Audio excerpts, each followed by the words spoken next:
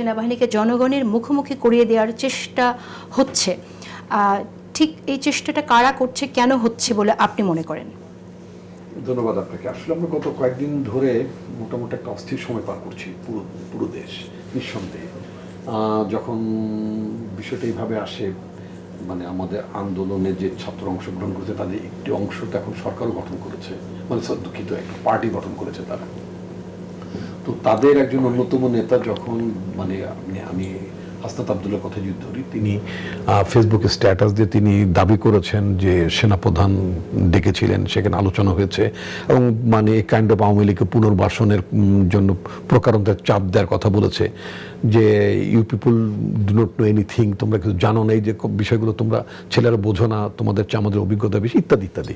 যে এই যে বিষয়গুলো বলা, বিষয়গুলো বলা তো মানে বিষয়টা যদি সত্য হয়ে থাকে তাহলে খুবই অ্যালার্মিং, নিঃসন্দেহে অ্যালার্মিং যদি বিষয়টা সত্য হয়ে থাকে।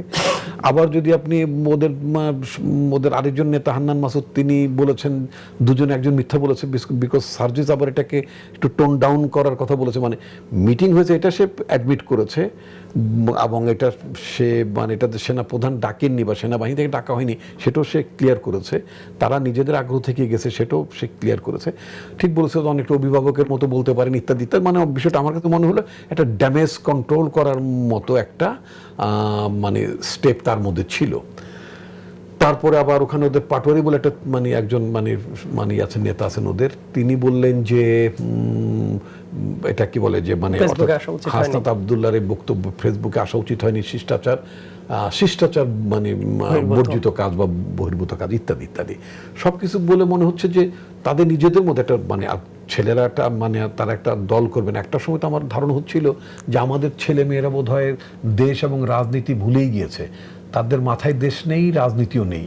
কিন্তু মানে ঠিক 5ই অগাস্টের আগে আমাদের ছেলেমেয়েরা যেভাবে বিভিন্ন ইস্যুজ নিয়ে তারা কথা বলছিলেন, তারা যেভাবে মানে রাস্তায় নামলো, যেভাবে তাদের ডেডিকেশনটা আমরা দেখলাম, তাদের প্রত্যয়টা আমরা যখন প্রত্যক্ষ করলাম, তাতে করে আমি খুবই আশান্বিত হয়েছিলাম।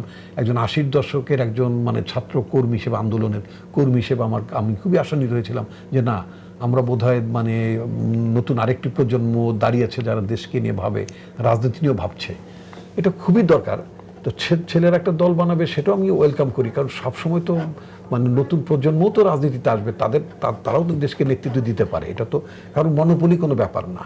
আচ্ছা, এখন এর মধ্যে যে কথাবার্তাগুলো আসছে, প্রশ্ন উঠেছে যে দেশটা কি অস্থিতিশীলতার দিকে যাচ্ছে কিনা, প্রশ্ন উঠছে তাহলে কি কোনো ইন্টারভেনশনের দিকে যাচ্ছে কিনা, কত ধরনের গুজব ছিল যে জরুরি অবস্থা জারি হচ্ছে, কত কিছু ছিল না, তাই না? তো যাই হোক, সেগুলো আমরা হোম মিনিস্ট্রি থেকে হোম সেক্রেটারি বলেছেন যে না, এই ধরনের কোনো মানে আশঙ্কা নেই ইত্যাদি ইত্যাদি। তারপর সেনাপ্রধান নিজে বলে মানে আইএসপিআর এর তরফ থেকে তাদের স্টেটমেন্ট আমরা দেখলাম, সব কিছু মিলে। এবং তারপরে এর পাশাপাশি সবচেয়ে ভেরি কি বলে আপনার মানে বিপজ্জনক যে ব্যাপারটা হলো বা যেটা উদ্বেগজনক ব্যাপারটা হলো, সরকারের একজন উপদেষ্টা, যিনি এখন তো মন্ত্রীদেরকে তো উপদেষ্টা বলা হয়, মন্ত্রী পর্যায়ের মানুষ, আসিফ মাহমুদ বোধহয় তার নাম, তাই না, এলজিআরডির দায়িত্বপ্রাপ্ত। তো তার একটা ইন্টারভিউ প্রি রেকর্ডেড, কথাটা খেয়াল করবেন, মানে এটা তিনি কিন্তু স্বতঃস্ফূর্ত কোনো ইন্টারভিউ দেননি, এটা প্রি রেকর্ডেড একটা ইন্টারভিউ তিনি দিয়েছেন। তারপর সেই ইন্টারভিউটা যমুনা টেলিভিশন প্রচার করেছে, তারপর ওটাকে ফলো করেছে আরও 2-1টা টিভি চ্যানেল বোধে ফলো করেছে। তো একটা মানে উপদেষ্টা যারা থাকেন তারা তো মানে সংবিধান অনুযায়ী যতক্ষণ পর্যন্ত ওই সংবিধানের আওতায় আপনি শপথ নিয়েছেন, আপনি মনে করছেন যে বিষয়গুলো একই সূত্রে গাঁথা, নিশ্চয়ই কেন তাহলে তাদের লাভটা কি হবে এই সময়ে এই বিষয়গুলো সামনে আনা? আমি এই কারণে মনে করি এটা তো একটা প্রি রেকর্ডেড আপনার ইন্টারভিউ আনডাউটেডলি, এবং তিনি শপথবদ্ধ, তিনি মানে তিনি শপথের গোপনীয়তা রক্ষা করবেন, এটা কিন্তু তাকে উল্লেখ করতে হয়। আচ্ছা, তো সেখানে তিনি পাবলিক করে ফেলেন বিষয়টা, যদি সত্যি হয়ে থাকে, যদি সত্য এরকম কোনো ঘটনা থাকতো তাহলে এইটা উপদেষ্টা পরিষদে মানে মন্ত্রী পরিষদের ক্যাবিনেটে, তাই না, সেখানে আলোচনা হতে পারতো, সেখানে অনেক কিছু করা যেতে পারতো। সেই বিষয়গুলো না করে পুরো জাতিকে যে একটা উদ্বেগের মধ্যে, উৎকণ্ঠার মধ্যে মানে ঠেলে দেওয়া হলো। একটা হচ্ছে এবং প্রধান উপদেষ্টাকে তারা জিজ্ঞেস করতে পারতেন, তিনি তো ছাত্রদের একটি অংশের প্রতিনিধিত্ব তিনি করেন, তাই না, এতে তো কোনো সন্দেহ নেই। তো সেই হিসেবে তিনি সরকারে আছেন, তাহলে তো তার দায়িত্ব ছিল প্রধান উপদেষ্টাকে জিজ্ঞেস করা, তারপরে মানে ওখানে মানে বিষয়টা প্রোজ অ্যান্ড কনস আলোচনা করা। তিনি যদি একমত না হন তিনি পদত্যাগ করবেন, পদত্যাগ না করলে তিনি এটাকে মোকাবেলা করবেন, হোয়াট এভার, মানে যেভাবে হোক না কেন তিনি অ্যাসার্ট করবেন।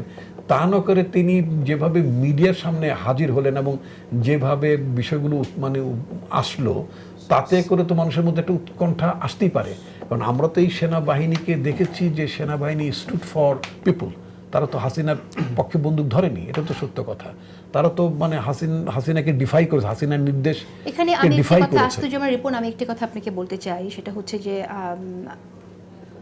ব্যারিস্টার ফুয়াদ যেমনটি বলেছেন যে এর আগে 15 বছরে সেনাবাহিনীর যে ভূমিকা ছিল বিভিন্ন সেক্টরে বিভিন্ন বিভাগে, সেটা আমরা দেখেছি এবং সেখান থেকে আংশিক বের হয়ে এসেছেন বলে তিনি বলেছেন। এবং কিছু প্রশ্ন কিন্তু মানুষের মধ্যে আছে, যেমন যারা কিনা পারপিট্রেটর ছিলেন তাদেরকে আশ্রয় দিয়েছিল কিনা, কেন দেয়া হয়েছিল, তারা কিভাবে চলে গেছে, এই প্রশ্নগুলো তো এখন সেনাবাহিনীর দিকে আসে।